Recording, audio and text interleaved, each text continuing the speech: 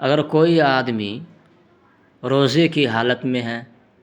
اب اس کو دوائی استعمال کرنا ہے، تو کیا وہ دوائی استعمال کر سکتا ہے یا نہیں کر سکتا ہے؟ تو اس سلسلے میں اس کو یاد رکھنا ہے کہ دوائی لگانے سے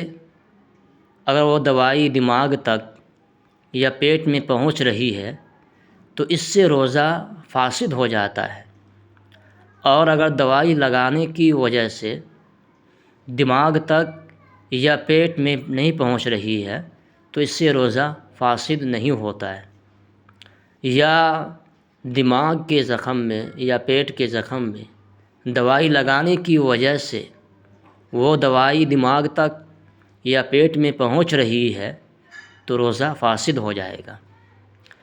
یا اگر کوئی آدمی شیشی میں دوائی بھر کر اس کو ناک سے سونگھ رہا ہے تاکہ اس کے اثرات اور تیزی دماغ تک پہنچ جائے